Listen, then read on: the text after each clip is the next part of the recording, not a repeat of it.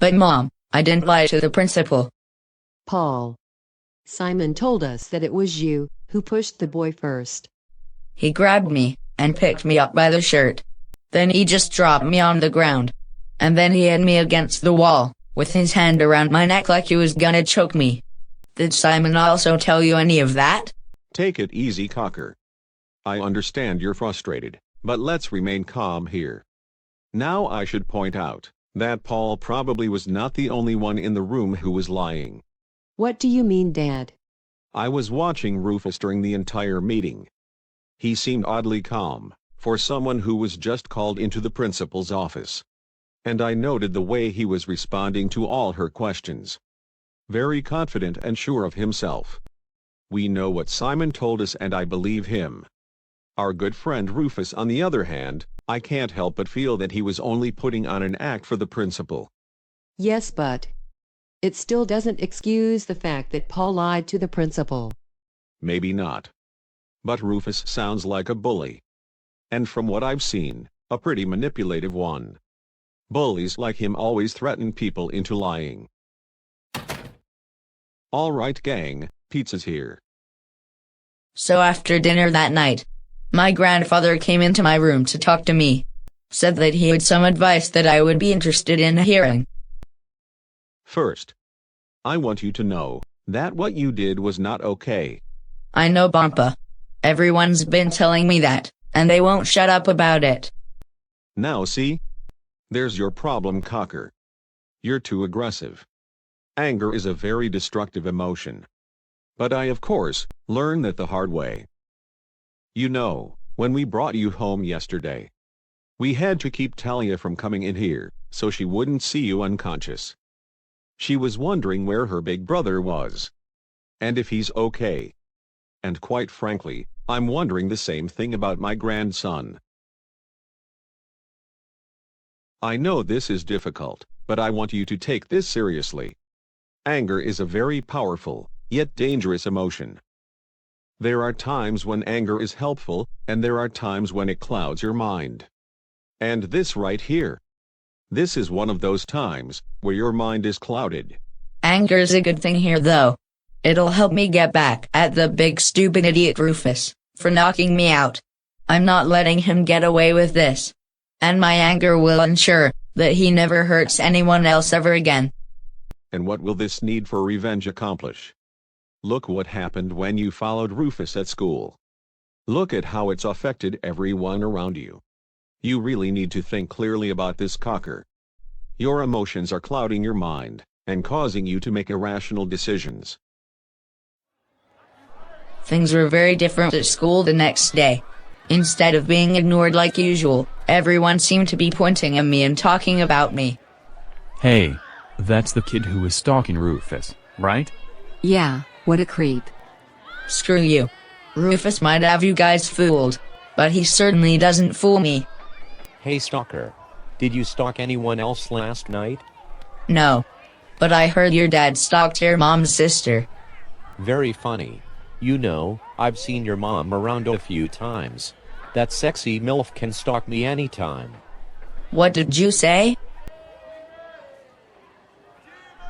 You best back off. Let me guess.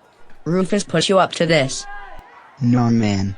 When I see someone acting up, I step in and put a stop to it. You know, you're lucky Rufus is still putting up with you, after what you did. Kick his ass, Harrison. Come on, do something.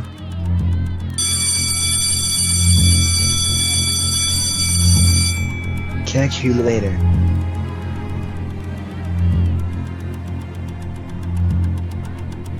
And not only that, Simon kept avoiding me that day too. Anytime I tried to talk to him, he just ignored me. Finally, I confronted him in the cafeteria at lunchtime. Okay, what the hell's going on here? Why are you ignoring me, and why does everyone hate me? Follow me. Alright, look, I'm sorry about ignoring you. It's just that, if I'm seen with you, I become a target too. Know what I mean? Is Rufus doing all this? Because one of his gang tried to pick a fight with me earlier. Let's get one thing clear, Paul. Harrison didn't pick a fight with you. He told you to back off, because you were about to go after that kid. It's pretty common knowledge around here now. And before you ask, yes, I was there watching the whole thing. What? If you were there watching, then why didn't you have my back? I thought we were friends. Because, if I'd gone out there to support you attacking another student, purely because he offended you, then I'd be put in the same camp you're in right now. And what camp is that? My apologies. I should have been more clearer. You know that meeting that you and your family had with Rufus? Well, at the school, anything involving Rufus is pretty high profile. People really want to get to know him. And well, let's just say that, you stalking him didn't go unnoticed. People started putting two and two together, and they think you falsely accused Rufus of bullying out of jealousy. But that's not true and you know it. We both know the truth. But at the end of the day, people are gonna believe a popular mysterious kid like Rufus, over a couple of nobodies like us. So you're just gonna abandon me then, just because you don't want to be a nobody? Of course not. I'm trying to help you. And I've been trying to help you ever since you started this whole pointless thing. If you had just left Rufus alone from the beginning, none of this would have happened. I told you countless times to just leave him alone, but you wouldn't listen. I saved you when I had a feeling you would go and follow him home. And despite the risk this conversation has for me, here I am talking to you. So before you start accusing me of being a horrible friend, just remember it was you, not me, who got you into this. Okay then, Mr. Helpful. What's your brilliant plan for getting out of this one? That's just it. Unless you apologize to Rufus publicly, which I know your ego and pride won't allow, then you're not getting out of it. This is something even I can't help you with. If anyone sees me with you, I'll get bullied. Call me selfish if you want, but unlike you, I'm able to ignore people like Rufus and get on with my life. And that's why you're in this mess, and I'm not. I'm not gonna apologize or bend over to that asshole. Especially after what Harrison did. I'm not the one who's afraid of Rufus. You are. I don't deny that he intimidated me at first. But you shake in fear every time you see him. Don't think I haven't noticed. Stop trying to be tough, Paul. This whole thing is your fault. I tried to tell you to stop, but you're too stubborn to listen, because you're a spoiled brat who throws a tantrum just because he doesn't get his way. Oh damn. Paul, wait. I'm sorry. Hey, lay off him. Help. Someone get him off me. Crap, Mrs. Delgado. Alright, what is going on here? Paul hit him, then he pinned him to the ground. Paul, get off of him now. Are you alright, Simon? Come with me, Paul. Screw you, Simon. You bastard. Right now.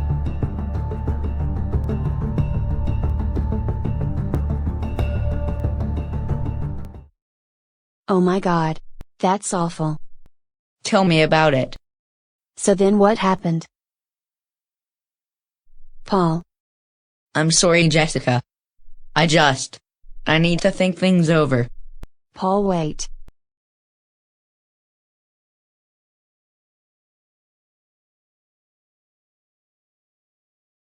So how's Paul doing? I dunno. I haven't seen him since he ran off at lunchtime. Nobody else has seen him either. Would any of you care to help me look for him? I just need to know he's okay. You know I'd help you with anything, Jess. But Dennis and I are going to my house. I'm gonna show him my dress I'm wearing to the dance. Well, shall we, my little koala bear? Yes, let's go, my serpent hunk. You know, I love Heather like a sister. But God, those two can be so nauseating. Well, it's her first real relationship. Can you blame the girl for being over the moon? I bet her dress isn't the only thing she shows him. Ha ha. So, about Paul. Can you spare a few minutes to help me look for him? No can do. I really need to be getting to the homecoming committee meeting. Oh, right. You know, maybe he's at the park. The park? Well, he did say he wanted to think things over. And he does know about the spot I like to go to when I just want to sit and think. It's worth a shot. Simon. I'm so sorry that I hurt you. I know you're not here right now. And I know you probably still hate me for what I did. But I hope when I go back, that you'll forgive me. And if not, well, then I guess I'll be alone. Hey. I was looking for you all day after you ran off. You didn't show up to any of the classes. I was worried about you. I know. And I know I'll probably be punished for skipping classes. But in 3 months, none of this will matter. That whole thing we did with Mason and Brianna, it won't matter. What do you mean? Because in January, I'm moving back there. And I'll have to face Simon, and Rufus, and everyone else. I destroyed my friendship with Simon. I upset my family. I got myself and a lot of other people hurt. I ignored my grandfather's advice about anger. And I continued ignoring it when I was dealing with Mason and Brianna. And because of all that, I'm gonna have to pay the price when I go back there. You wanted to know what I meant when I said none of this will matter? It's because when I go back to Wilford Heights, we'll never see each other again. Okay, first of all, that's not true and you know it. What you said right now proves that. How? Because you've seen your mistakes, and realized where you went wrong. You've made friends here, and we all like you for who you are. We don't judge you for what happened back in 8th grade. And after that whole thing with Mason and Brianna, you've really begun to open up. You're less angry and more sociable. If anything, you've learned more from being here, and have become a better person because of what you learned. Remember when the school was vandalized, and you were there cleaning off the graffiti from the front doors? And then you thought I had brought my uncle to arrest you, and you basically told me to piss off? Well, now you're here, opening up and talking to me. And if that isn't greater self-control, I don't know what is. Yeah, sorry about that. You don't need to apologize, Paul. You were upset at the time. So your reaction was understandable. Secondly, what happened in Wilford Heights 3 years ago wasn't entirely your fault. I mean, yeah, maybe you could have handled it a little better. Maybe you shouldn't have hit Simon. Or followed Rufus. And maybe you should have listened more to those around you. But that was a long time ago, and you can't go back and change it. You can only accept your mistakes, and try to learn from them. You know, my grandfather said something similar. When I chose to leave Wilford Heights and come here. You chose to leave? But I thought you were all forced to move. Well, that's why we're moving back. You see, the house we live in now, we're only renting it. And my family can't really afford to keep making the payments. Well, that makes sense, I guess. The properties here are pretty expensive. So how did your family manage to get a rental here? Well, it'll be easier to explain if I finish the rest of my story. Of course. I mean only if you're okay with it. I know how upset that part with Simon made you. It's okay. I trust you. Ever since I moved here, you've been my friend, and you supported me. If anyone deserves to know the full story, it's you. Well, thank you, Paul.